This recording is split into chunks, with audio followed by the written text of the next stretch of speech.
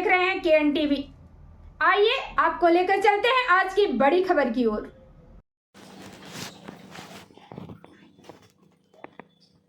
पाली में भाजपा प्रदेश अध्यक्ष मदन राठौड़ ने प्रेस वार्ता कर रिफाइनरी परियोजना को लेकर बड़ा अपडेट दिया है। उन्होंने मीडिया से रूबरू होते हुए इसके लाभ और आगामी उद्घाटन कार्यक्रम की तैयारियों की विस्तृत जानकारी साझा की। आइए जानते हैं विस्तार से खबर। प्रेस वार्ता के दौरान मदन राठौड़ ने कहा कि रिफाइनरी परियोजना से क्षेत्र में औद्योगिक विकास को नई गति मिलेगी और रोजगार के बड़े अवसर पैदा होंगे। उन्होंने बताया कि उद्घाटन कार्यक्रम को भव्य बनाने के लिए व्यापक स्तर पर तैयारियां चल रही हैं। इस दौरान प्रदेश महामंत्री भूपेंद्र यादव, बीजेपी जिलाध्यक्ष सुनील भंडारी, बाली विधायक पुष्पेंद्र सिंह राणावत, सोजत विधायक शोभा चौहान, पाली के पूर्व विधायक ज्ञानचंद परख और पूर्व नगर परिषद सभापति महेंद्र बोहरा भी मौजूद रहे। सभी नेताओं ने इस परियोजना को क्षेत्र के विकास के लिए महत्वपूर्ण कदम बताया। कुल मिलाकर रिफाइनरी परियोजना को लेकर भाजपा नेतृत्व ने इसे पाली जिले सहित प्रदेश के आर्थिक विकास का मजबूत आधार बताया है, जिससे आने वाले समय में सीधा लाभ मिलने की उम्मीद जताई जा रही है। केएन टीवी के लिए पाली से मुकेश राजा की रिपोर्ट।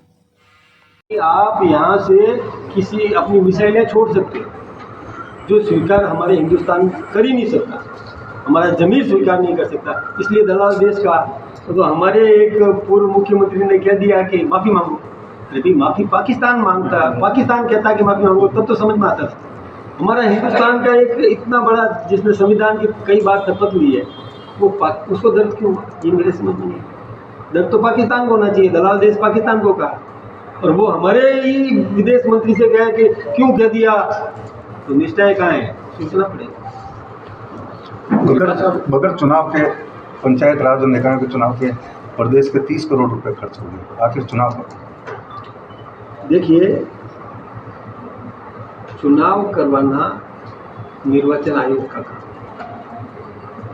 हमारे कहने से कोई चुनाव करवाता नहीं, हमारे कहने से कोई चुनाव रोकता नहीं। हम तो जिस दिन निर्वाचन आयोग घोषणा कर देगा, वो स्वतंत्र संस्था है निर्वाचन आयोग, वो जिस दिन घोषणा कर देगा, हम तो अपने रणबीरी बजा देंगे और हम चुनाव मैदान में उतर जाएंगे। हम तैयार हैं। निकाले में आपने कोई कहावत बोली, वो प्रदेश भर में चर्चा का विषय है, उसका मतलब क्या होता है? देखिए, आप ये विषय खत्म हो गया है, अब इसको घसीटना ठीक नहीं। बहुत साफ बात थी कि भारतीय विधाता लिखता है और फिर हम लोग क्या है, हम लोग तो कहीं के नहीं है, विधाता के सामने कोई क्या है, इसलिए वहाँ प्रार्थना करो, विधाता से करो, यही बात था उसका। और सब समझ में आगे, सबने समझ भी लिया, इसका पटाख से जी होगा। हमारे संगठन में सभी का पूरा सम्मान है।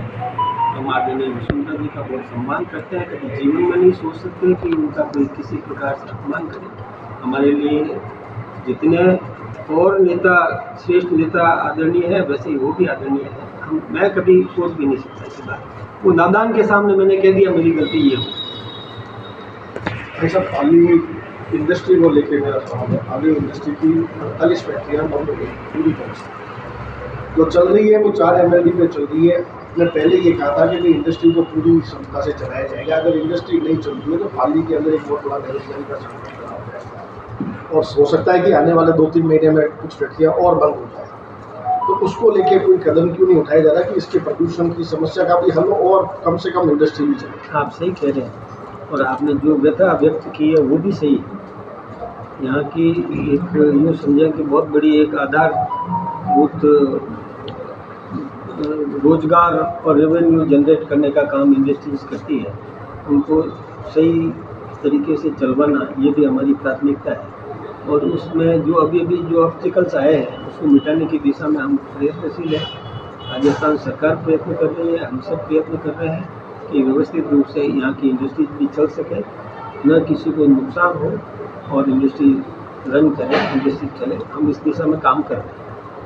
सर, इंडस्ट्री की हालत भी खराब है, लेकिन उसके बाद भी CTP ने जो है पर कैंडिडेट चार्ज डबल कर दिया।